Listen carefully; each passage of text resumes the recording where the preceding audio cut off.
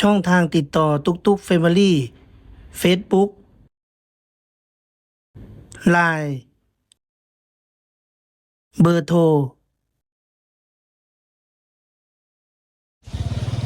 สวัสดีครับผมเพื่อนๆทุกคนครับทั้งฝั่งไทยและฝั่งลาวและต่างประเทศนะครับเมื่อนี้ผมมาร่วม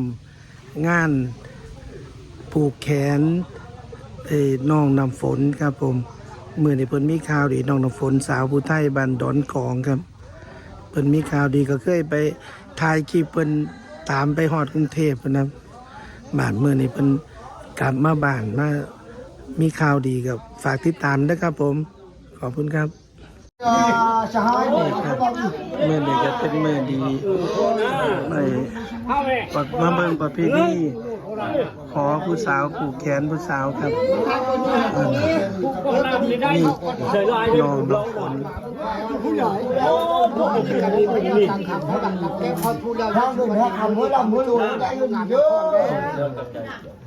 เจ้าจะหมักเป็นลาบได้วันนี้นะสั่งของคอเลยแล้วก็กับผู้เห็นดักชีวิตได้เล็กพอลาบแล้วก็ให้กว้างความทางนี้เป็นดีต่อไปบนนั้นเป็นแก่พอลาบเด้อเมื่อไรบ่เนี่ยไปอยู่มอง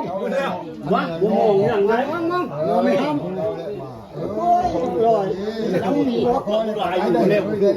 ลายดีกว่าหายกว่านี้หายกว่านี้แล้วก็ดีก็เข้าก็เข้าความพันเลยคุณใช้พันหาด้วยความพันอยู่แล้วมื่อนี้ก็ดูกับเป็นเท่าเป็นแก่มานี้ก็มาพอก็ต้องพอเช้าเนี่ยพอมีแล้วก็ได้วางฉากวางคอเขาพรมแปลงเขาพระเชษฐ์จะเป็นน้ำมองเขาไว้วันนอนเท่าแก่แล้วก็พอยุนาเป็นก้นเข้าทุกวันคนอยู่คนด้านคนด้านคนป่าใช้ตัวไปมาคนอยู่คนนี้แก่ครับอย่างนี้พวกจากตลาดมันมีคนที่ไปรถไปเขาควันนี่มันนี่แหละน้องมันตัวนี่แหละน้องเดี๋ยวสักโอ้โหช้าแล้วแหละ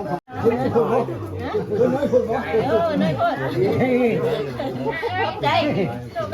เอาเจ้าคุณผู้เจ้ากับเจ้าให้นี่ฮะนี่ตัวครับผมก็พังโอ้ยจะมาทำครับผมไปทำจากแก้วคนพอแล้วเนี่ยเขาจะมาไปดูได้บ่ป่าอย่างยังป้องเราอย่างจะบอกพระกันที่เอาผู้ขอตอบแทนเพิ่มพันเท่านี้คือเดียวได้เพื่อเป็นหัวเป็นชานได้เลยบ่กี่บ่ได้แล้วกูเตะลูกตะพิทองนี่ลิงแต่ก่อนเลยกี่บ่ได้ลูกหาบ่ทิพย์บ่ก็คือมาถูกเยอะต้องไปนะยาวก็พูดเลยลูกมาถูกแม่ดีดีได้ลูกชาวตัวนี้พอเลยนะโนดื้อ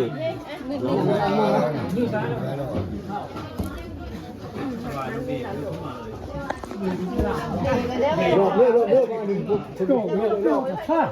โอ้เมื่อวันนี้ทำตัวด่างนะพูดไงไม่ปะดีข้อมาคอนี่ได้ช้ำได้วางช้ำวางคอห่างเป็นดีคือเขาเด้อแล้วก็ว่าความเรื่องดีมีแห่งเขาเห็นเข็นหู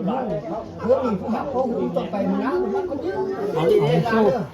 เอาแม่เขาเข้ามาข้าวฟูด้วยแน่เลยตู้มันโดนเด็กจับตู้ข้าวไม่ได้ไอ้มือถือนะชาจับไปจับเงินชา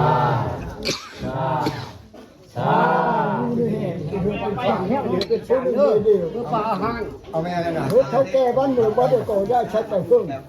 เนาะแล้วบ้านนี้ไปที่นี่ใจบุญยังไม่ได้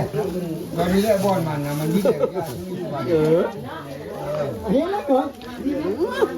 โอ้ยน้อยนะอย่างอยู่เนี่ยทำเยอะไปกันไปกันนี่เอาไปบ่ดีนะโลกสมบูรณ์เอามาเลยผู้แข่งโยกเขาตั้งไฟก็ตั้งอยู่ด้วยนะไปโลดนู่นน่ะก็ไปโลดแล้วไง8ยิงตามความมักหักของครูบ่าวสาวและการเฮ็ดดีทั้งสองฝ่าย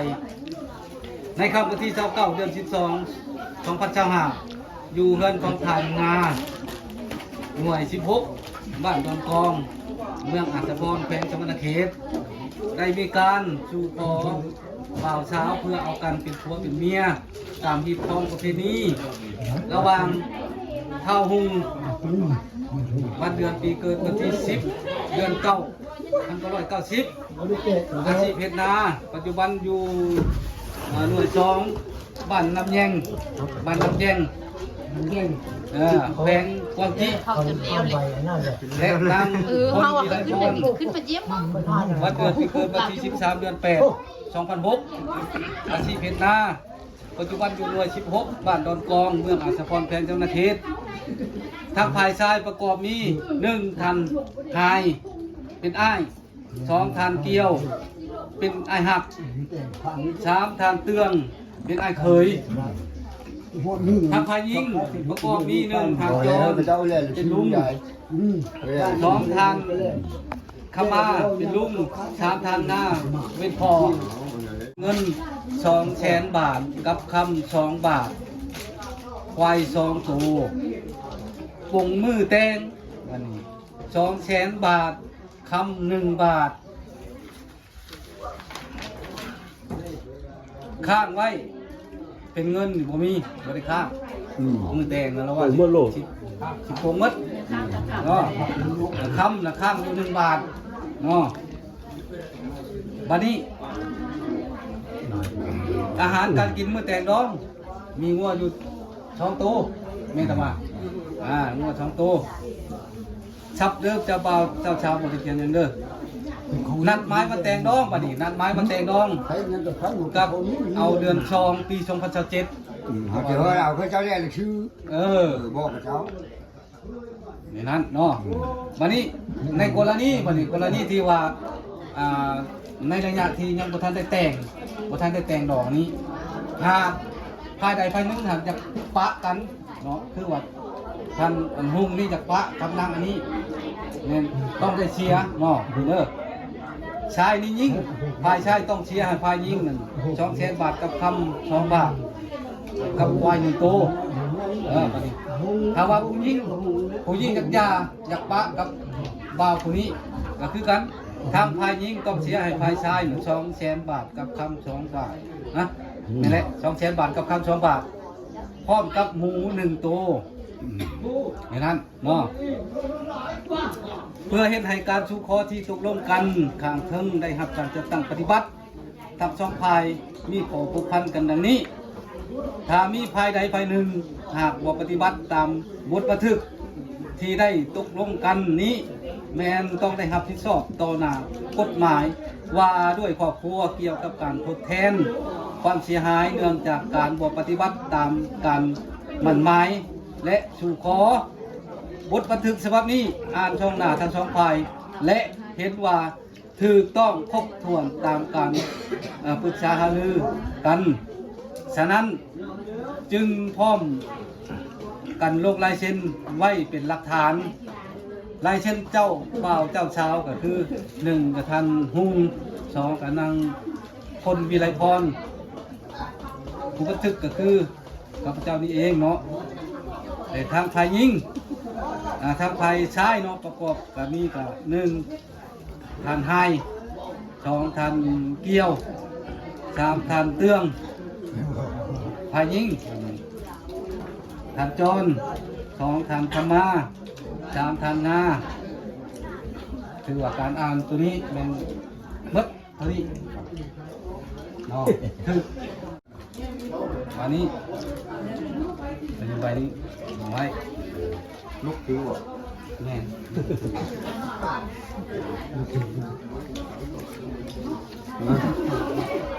ทำไมจะไม่มัดแล้ว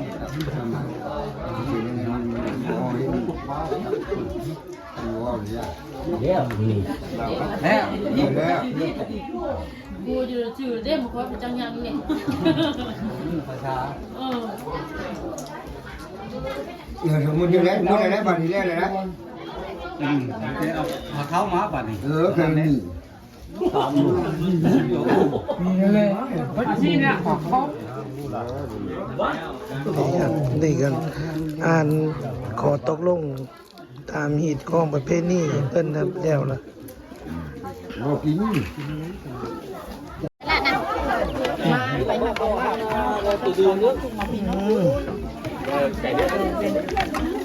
มีอย่างแน่ล่ะแม่ครัวนี่ ต้มต้มสิ้นหัวลาบ ลาบ อีกครับมือดีผูกแขนขอเจ้าสาวบ้านดอนกองครับ เมืองอัศพรแขนสวรรณเขตอืม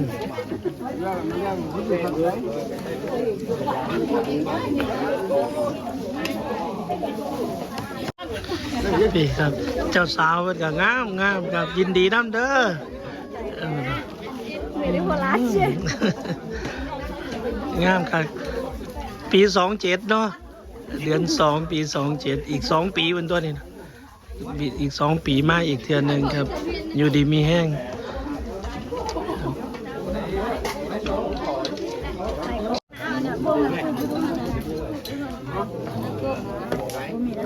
ต่อไปก็กำลังจัดแล้วพิธีขอแล้วมันก็จัดอาหารต้อนรับแขกครับ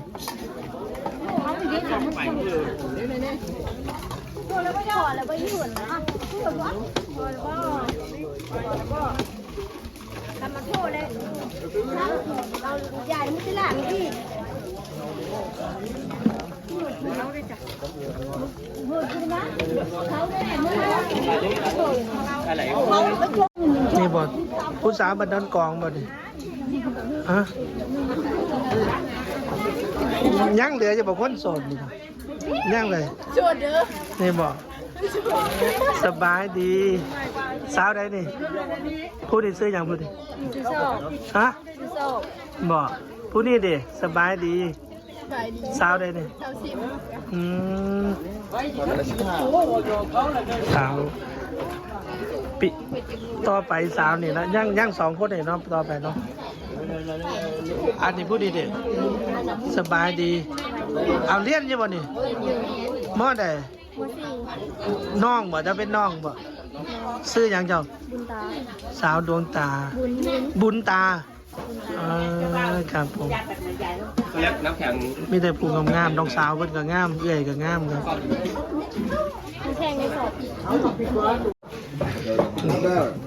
ตั้งจอกกันนะครับ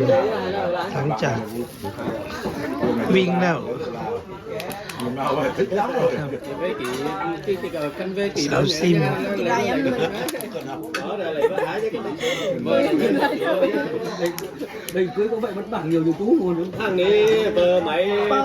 เมื่อนี้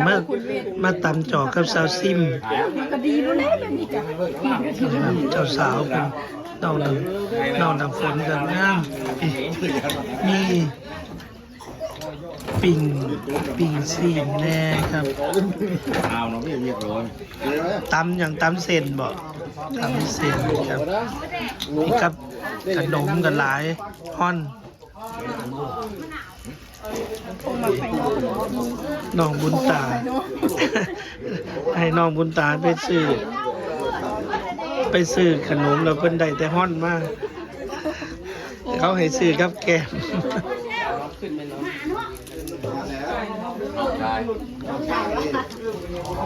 เดินกับบ่มาเนาะบ่วันนี้บ่มาแจ้งโคมันบ่เยอะบ่ปล่อยสิหัวหายอันนี้เลยดูที่ห้องเลยอันใช่เพิ่นขายที่ทางหมอท้าเดียวกันเนาะหมอวันนั้นมันสิขี้